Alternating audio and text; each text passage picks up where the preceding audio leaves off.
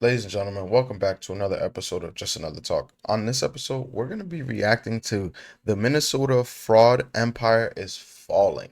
At this point in time, you should know who Nick Shirley is. Today is a big day. We're here in Minnesota, back with the legend David.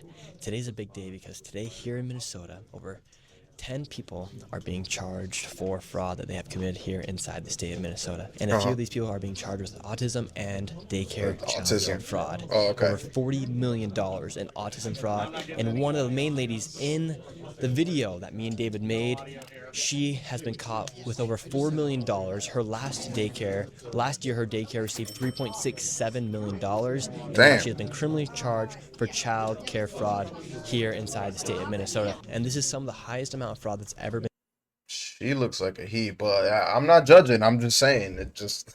Let me shut up before I get in trouble. charged inside of this district. This is Ilhan Omar's district here in Minnesota. And on top of that, they're bringing out two new cases of fraud that have That's a actually never crazy been picture. criminally charged inside of the Medicare programs here inside of Minnesota. This is a big deal. David, you're here with us. What does this say? This is phenomenal to see the progression that things are happening after the release of our videos. And that woman who was criminally charged, by the way, she was caught at the airport with a one-way ticket to London. She was Oh, she she's was about getting to out of bounce. Dodge and they stopped her. And now she's been charged not only with defeating our future fraud, but she's the first person charged with child care fraud. It's a big deal. Wow. This is a big deal, and they're going to be doing these press conferences right now. We're going to be breaking it all down. We're going to be interviewing people like Dr. Oz and also A.G. Collins, who's actually the head of the fraud task force. He's the attorney general. First Assistant Attorney General for the National Fraud Enforcement Division. So he made a mistake, but I just wanted to say, just this is a perfect example of how there's no such thing as gatekeeping anymore. Okay, I came up in a time where you needed to have access, you needed to have the ability to know someone who was doing the thing you wanted to do in order to be able to do it at a proficient level, right? Or in order to be accepted by the market. You look at this kid, I think he's like 20, 21 maybe. He's not that old. All he did was get his phone, do a little bit of research, and then hit the streets and ask people some questions. And he's been doing this for a few years now, but the Minnesota fraud case was just something that exploded. All he did was take a few simple steps towards a goal that he had, and now he's in the room with people who went to quote unquote journalism school, right? And this is a perfect example of if you work hard enough, you set some goals, you can pretty much get into any industry you want, and it doesn't matter what the people who came before you say. Of the fraud task force. So we're going to be interviewing him as well. And right now, because of the celebration that's taking place, the layers are layering the hard way. We're doing 25% off the Oh entire boy. site. So you can go to antifraudclub.com and use code LEARING and you're going to get 25% off. And now let's see what the people have to say. Look at all the press. Look at them. Look at them. Look at all these fools that never actually reported on the fraud that was taking place. So Now they here want to are. report on it. And look, we even have our op. We even have our op, CNN, right there. She investigated me versus investigating the fraudsters. In fact, her investigation on the fraud was to call the fraudsters and say, hey, are you guys committing fraud? And Yeah, I obviously they remember said this. no, but we know that it was different because we A boy did keeping the the real receipts. work. We're from CNN. Can we talk to you? This is MAGA YouTuber Nick Shirley. Back at a daycare in Minnesota, he alleged was a fraudulent facility in a now viral video. How do you know that all the allegations that you're making are true? How do I know that they're true? Well, we showed you guys what was happening, and then you guys can go ahead and make your own analysis. We're coming so we can make our own analysis. Are you 100% sure you're true? Yeah, I am 100% sure I'm true. CNN is looking into Shirley's claims. Hi, my name's Whitney Wild. I'm a correspondent for CNN. We reached out to several of the daycares featured in the now viral video. Only one daycare facility answered and said they are a legitimate business. Ironically And now enough. it's spread throughout the entire country, not just And remember this too. At the beginning of that segment, she said, MAGA YouTuber Nick Shirley. Whenever people add a descriptor as to what side you belong to, they're already trying to invalidate what you're about to say. the U.S. We've heard from people from New Zealand, Australia, Sweden, Japan, everywhere. They're finding the same sorts of fraud. These two people right here, we did the dirty work that all these people did it. are supposed to do, but they didn't. Now let's Let see him what know, they say. Shirley. Today, He's right, though. we are He's announcing not lying. criminal charges against 15 defendants in Minnesota for fraud schemes that targeted over 90 million in taxpayer dollars. Our Damn. cases today involve 7 different state-managed Medicaid programs that have been systematically pilfered by fraudsters who treated Minnesota-run programs as their personal piggy bank. One defendant is charged with defrauding the Damn. Integrated Community Supports Medicaid program. One patient was supposed to be receiving 24-hour care through this program, but he was actually being serviced by a fraudster and received no services. This patient was later found dead. Meanwhile, the architect Crazy work. of this fraud scheme was billing Medicaid as if he was providing care to this patient. The defendant even submitted a claim of over $400 for services he never provided the day before this man died. Today's arrests represent Oh, look, the largest RFK. autism fraud bust in American history. So they just went in and they announced I want to all the start fraud with- I just wanna cases. have For this instance, right here. this is the biggest autism fraud that's ever been exposed in Minnesota, and I think potentially in the country, if I heard correctly. So right here, Robert Kennedy's showing this graph. In 2020, it was all normal, and underneath the Biden administration, the numbers just went through the roof, like exponentially, without Crazy a work. need. All fraud. All right, David, so they just had the largest autism fraud bust in American history, Future Learning Center, where they received $3.67 million. She's now been charged. What's your overall thoughts on what you just heard? So this is the beginning. And like I've always contended, when the dust settles on this fraud in Minnesota is going to be $80 billion Damn. going back to about 1988. And the speed Damn, with before which I was these born. investigations are occurring is unprecedented. I'm shocked at how quickly they're making these arrests, and they're going to find the money, and the fraudsters are running scared. There was As they literally a should, hell fraudster yeah. who they went to go arrest this morning who jumped out of a 4-story building to escape. Yeah, What it a looked like he dummy. broke his ankle or his leg because he was hobbling. So, Good. and that's exactly what he deserves. Right. Muhammad Omar. Last name was Omar. What a coincidence. Yes, yes. What a coincidence. So Dr. Oz, we just had the press conference. The largest autism fraud in America history took place here inside of Minnesota. And there's a bunch of other fraud as well. One of the Lears as well was charged as well. What does this say guy. about how the fraud was able to happen, and then what you guys are doing now to make sure that it does not continue to happen? When you have fraud of this magnitude, you can't play man-to-man. You need zone defense, which means an all-of-government approach. So That's a bar. That's a bar. When you have this level of fraud, you can't play man to man. You have to play zone defense. That's a bar. All right, Dr. Oz, you got some points with me. You know, people might laugh at this and think that, oh, you know, look at this administration that's giving this kid in a sweater the time of day. This is ridiculous. This is how low they're willing to stoop. But in all true reality, one of the things that this fosters is other people to go out and report, because you never know what story you might report on that could get so much traction. when President Trump said, we're creating a White House anti-fraud task force, and he puts the vice president in charge of it, everybody listens. So if I get called and I've got a little data that shows that there's something fishy going on with autism billing because it's gone from a few million to $400 million, which literally happened, I noticed that, but I got to do something with it. So I can call, for example, Department of Justice or the FBI or the Office of Inspector General, and I can get folks boots on the ground to go start knocking on doors like you did, by the way. You're basically deputized because you were identifying clues that this was legitimate fraud happening, not just some embarrassing numbers.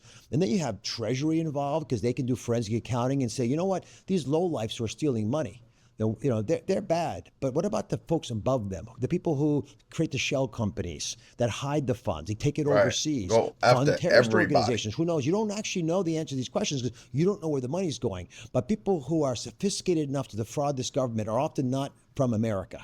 They're often foreign criminal organizations or even foreign governments. And that's why beginning to identify how the fraud happens is so important to us, because these guys, they've corrupted the system. They know how to take money out of the U.S. healthcare programs out there. We cannot, as Americans who love these programs and our fellow Americans, let them be hurt by this. How essential are these programs actually? Because, I mean, think about how much money was gone to fraudsters. How did it go on for so long where people were able to steal, or where the budgets were able to go up by 1,000% when the enrollment? Let's see what he says to this. I know these are very important, but how was that happening where there was these huge increases in the budgets and where these fraudsters were literally just looting. Nick, in our culture, when I look you in the eyes and I tell you I'm going to do something, you expect me to do it, and I hold you accountable as well. That's just who we are. During COVID, two major things happened. First, the government said we're not going to keep track for a while because there's a national emergency, but that taught people they could steal. And then we began to get politically correct about the things we're saying, which is specifically what happened here in Minnesota, which I heard from Faye, a whistleblower Democrat serving in the Department of Health here, who said, I was pointing out that there were problems happening, and not only were they not listening to me, they were scared. They didn't want to be accused as being racist. And then That's wild once work. people realized they Yeah, let people steal money because we don't want to be accused of being racist. Like, how are you racist by holding people accountable who are committing fraud? And also, I don't want to just act like fraud has only been going on from 2020 on. Wherever there's government oversight, there's always going to be fraud. couldn't speak about the truth, well, then everything gets hit. This is what happens when they target communities for their own benefit. Oh, what This is what that, Mr. happens when they Waltz? scapegoat. And this is what happens when they no longer hide the idea of white supremacy. And so we witnessed white a supremacy, combination, of course. a confluence of catastrophes that has allowed overall Medicaid spending in the whole country to go up by 50% in the last 5-6 years. And Crazy we're work. seeing 50% a is fourfold nuts. increase in things like pharmaceutical spending. Again, those are programs you can defraud more readily. And I guess let me give you a couple numbers because I think this will actually, at some point, it gets almost entertaining that it could get this bad. 1/3 of all hospices in the entire country are in Los Angeles. Again, Damn. how many people are dying in LA? 1/3? Hospices where you go to pass away. They've defrauded that program. In New York State, the number one job in the entire state is now being a personal care service worker, which is, again, the core of your question. These Wow. are jobs your family would do for you normally, like carrying the groceries upstairs or driving you to a doctor's office or giving you a place to stay if you're down and out. Now we're just paying people to do that, so it's a jobs program. And so you begin to, as an American, question who was keeping track. And let me just answer that question for you real quick. My agency, who was in charge of at least doing the early warning, just looking at the numbers, was basically told, don't go after these bad guys. You got more important things to do. You got to just sign more people up for these programs. And so the total number of people involved in Medicaid fraud in our program integrity unit, 6 people. Just think of that. For the entire Wow. almost $1 trillion program, allocating money to all these programs, some of which are suspect, as you point out, there are 6 people in charge of it. That's not an accident. That's, effectively, it's either malevolent, but Yeah, it's not a glitch in the program. It's a part of the program. malevolently ignoring reality, or you just didn't care. And for instance, a lot of this fraud, like you said there, a lot of it's being done by people who aren't even from the United States. The Chinese mafia in New York City, the Russians in California, the Armenians as well. Here, What would you tell someone who knows exactly what to do but can't make themselves do it? That gap has a Lazy. name, and it's not laziness. the Chinese mafia in New York City, the Russians in Damn, California, my boy the naming Armenians as well. names. Here you had the Somalians in Minnesota, and we have David here with us. And David, how did you see this fraud? Because if it wasn't for you, a lot of this stuff would not be happening. If it wasn't for you noticing that there's no children at the daycare, how did you notice the involvement of, for instance, the Somali population come in and loot David is a and steal patriot. from Americans? Well, I started to see this prevalence of these childcare facilities around my office, and they're always in these dark, dingy buildings. And I said, well, who's running all these childcare? Why do we need all these childcare facilities? So that's what started me looking into what's going on here, how many kids are going there. And so I'd go early in the morning, no kids. I'd go in the afternoon, no kids, no footprints in the snow. So when I started looking at the ownership of the childcare facilities, I said, they're all Somali. And so then I said, well, I'm seeing all these vans driving around, and it's a Somali driver, and there's never any passengers. So I started looking at that, and then I realized it was autism, and that's why I depicted it as a wheel of fraud with the non-emergency medical transportation as a hub, and then childcare is a fraud, autism's a fraud, a spoke of fraud on the wheel. And I realized this thing was so gigantic, it was like trying to wrestle a greased hippo. And I knew it wouldn't work if I tried to tackle the whole thing. So I had to pick a pressure point, and that pressure point was childcare, because I knew people were going to be pissed when they saw what was going on with childcare. And then we moved you into were right, the sir. non-emergency medical transportation, and you can see the results now. And it spawned not just a nationwide, but a worldwide investigation by people like us into fraud. And do you think it's safe to say that the local government, Tim Walz, Ilhan Omar, Keith Ellison, they're complicit in allowing specifically the Somali population go through and commit this fraud because they knew they could then call out people for being a Let's see what he's racist or gonna say. Islamophobic. There's no question that was a culture, certainly within the department in charge of these programs, that stymied open talk. You were intimidated if you said anything. So is Waltz going to jail or not, guys? That's all we want to know. That was, I mean, a little bit deemed as politically incorrect. And this specific issue around racism, which I, again, heard from Faye, was the biggest insult that you could ever make is to call someone a racist. And I think the biggest insult is that you're a liar and a cheat and you're taking advantage of your fellow man and trying to hurt them. And the fact that they lost their priorities on these issues, to me, is very concerning. It's one of the reasons that we've been actively looking at how we can investigate these programs more effectively. And to protect the federal taxpayer, we've had to look at what's been submitted to us and defer in this state, in Minnesota, defer $350 million. But in California, which might be the varsity team, the amount of problems we saw there forced us to defer $1.34 billion. That's a lot of money. That's just for the quarter, by the way. So Damn, the quarter? Numbers. There's 4 quarters in a year, bro. We're talking about like $5 billion for the year. This is crazy, man. I'm in the wrong business, yo. Hey, yo, who wants to go open up a hospice center with me or childcare? Leave it in the comments, yo. This is crazy. This is nuts. I'm kidding, by the way. I'm just kidding. DOJ, don't come after me. It's a joke.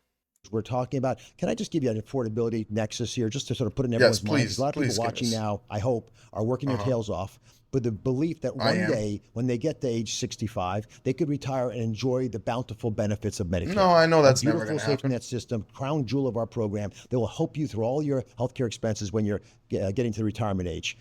The life expectancy of that program is so short now that a lot of people your age, Nick, don't think it's going to be there for them. Do you have an opinion? Do you think Medicare will be there for you? At this rate, no. I mean, if we continue to get looted, unless you do something about it, we're not going to have it.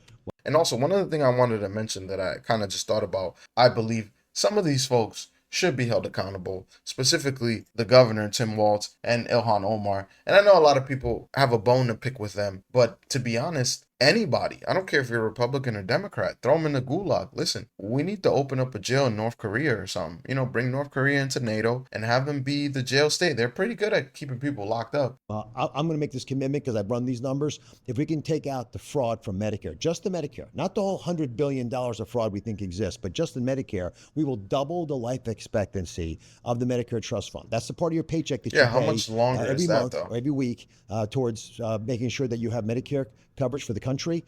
We will double the life expectancy of that. So you'll have it, your kids will have it, and hopefully their kids will have it. And we don't have to charge you extra tax. We don't have to go after anyone's home. We don't have to, knock out people from playing in the game of life in America. We just have to take the fraud out. That's our job. It's our duty. It's our responsibility. Awesome. Thank you so much, Dr. Oz. And now we're going to go talk with Attorney McDonald about specifically Sounds like what wishful thinking, they found honestly, here in Minnesota. Thank you very much. We'll see.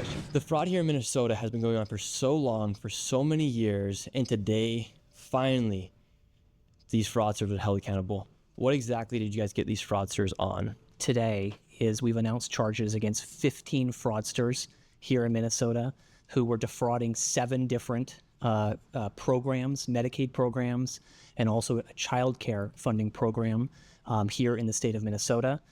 There's a range of charges for these defendants, including healthcare fraud, conspiracy to commit healthcare fraud, wire fraud, and other fraud charges. Yeah, that means jail Most of for these a long charges, time. they'll carry maximum sentences of 5 years up to 20 years. Give them all 20. And as we heard earlier today, the architect of the Feeding Our Futures case was sentenced look this at that, a morning white lady. for her role in defrauding USDA, and she was sentenced to 41 years in prison for her conduct, being the ringleader over that scheme. And so, but who was giving her the idea? She was the ringleader. She was the fall guy. But who was the person above her? That's what I'd like to know. And why didn't she roll on them? I have to believe that the governor's office and Keith Ellison's office were aware of this. They've said they were involved in helping the FBI. They've said they were made aware. But apparently I'm scary, so they couldn't do anything. So Bach ran this nonprofit called Feeding Our Future. You might have heard of it. It was one of dozens convicted in this $250 million scam. You can see her mugshot there. Prosecutors say this group set up sham restaurants. They pretended they were making these meals. They got paid by the state for those meals, but they just pocketed the cash. Bach, who's looking at 30 years behind bars, tells me the state signed off on those businesses, not her. It all went through a process. They were all approved. They were all paid by the state, yet all the fingers are being pointed at me. And it's not just Bach. Whistleblowers told a congressional committee Minnesota Governor Tim Walz and Attorney General Keith Ellison there ignored warnings for years as millions of dollars and millions were stolen on their watch. There's 15 people charged, a few arrests. One man jumped out of a 4-story building. Yeah. Last name's Omar. Don't know if that's a coincidence or not with Ilhan, but he jumped out of a 4-story building. And now, can you kind of get into specifics of, like, we know there's autism fraud, we know there's a child care fraud. Yeah. What was the other fraud that these people were committing? So the fraud today was, it did involve autism. It involved in-home health services and also the housing stabilization services program. So that involved helping place homeless into homes. The core of it involves home health services for the elderly or the disabled. And so you have folks who will start a business to then be capable of billing Medicaid. They have to go out, they have to actually find real people. They got to find real patients who actually need these services. They get them on their books, and then they fail to give them the actual services. But what do? They still send Medicaid the bill. Guys, I figured out my next business. We're going to start a home health service, and we'll help with groceries. That's kind of it. That's really all I want to do. I'll give you rides, jump in the back, make what, 90 million? Sounds like a great idea to me. And that's not fraud because we're actually going to do the things we're supposed to. And that's a scheme that we've seen here. We see it replicated across the country. We also brought charges in a child care center in relation to a child care center today. And that's also a major focus of ours is the home health care programs, the food programs, the daycare programs, and then really everything else. But we see common themes of billing for services never provided, billing for patients that were never patients, or billing for children that were never children under the care of a particular daycare outfit.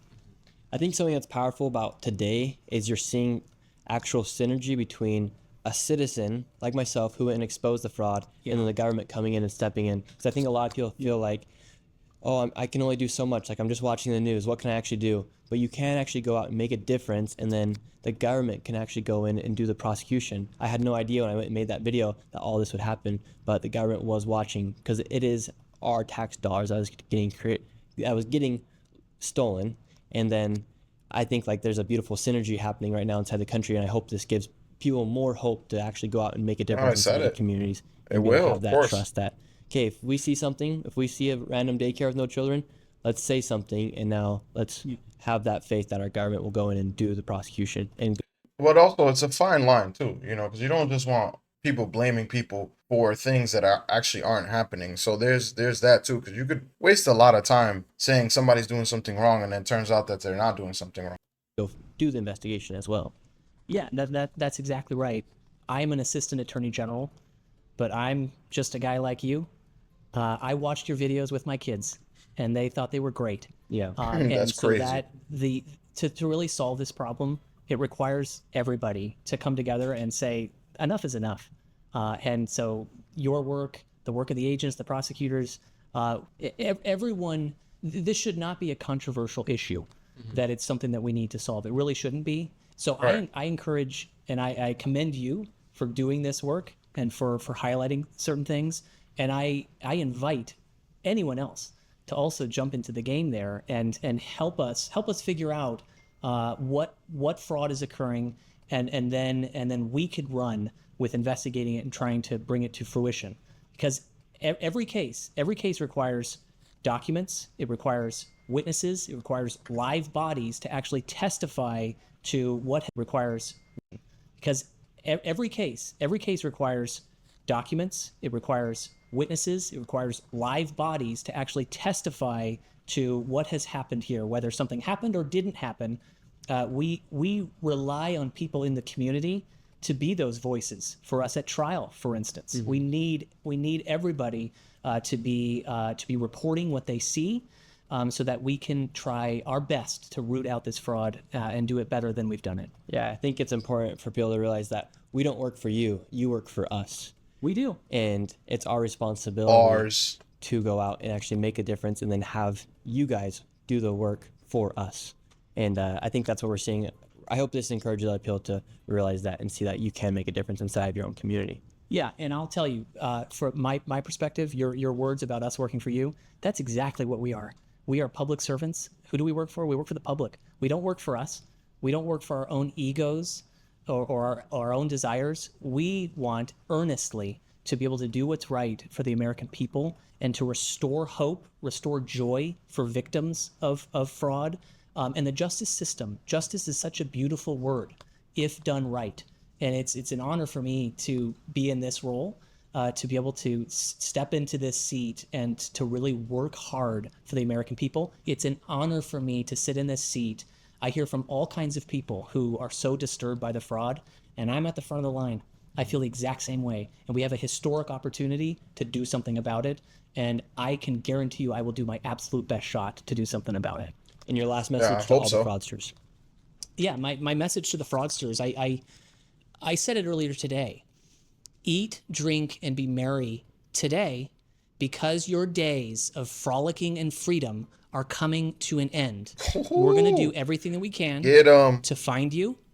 And when we find you, we will prosecute you. And when we prosecute you, we will seek to claw back and extract every penny that you took from the American people. That is our goal. That is our vision. So if you're hearing this, you should run and you should hide, because we are going to do everything we can to unmask you and to prosecute you and to bring you to justice. No, don't run, don't hide. He should have said you can't run or hide. There's no corner of the globe we won't find you. That's what he should have said. But it's okay. But yeah, no, listen. This dude's badass. I like him. I like the assistant district attorney, I think it is. But yeah, we have a problem in this country. And I think it's becoming very apparent, if it hasn't already. Corruption, fraud, greed, and